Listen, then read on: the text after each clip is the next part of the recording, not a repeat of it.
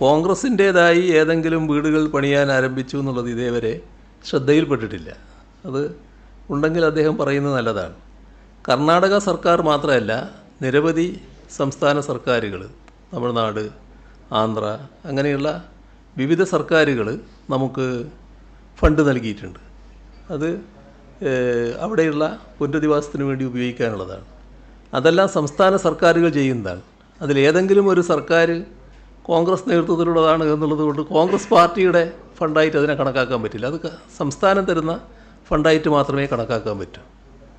ഏതായാലും ഇവിടെ കോൺഗ്രസ് പ്രഖ്യാപിച്ച വീടുകളുമായി ബന്ധപ്പെട്ട് ഒരു വീടും ഇതേവരെ പണി ആരംഭിച്ചതായി കണ്ടിട്ടില്ല. യൂത്ത് കോൺഗ്രസും ഉടനെ പ്രാവർത്തികമാക്കുമെന്ന് പറഞ്ഞിരുന്നു.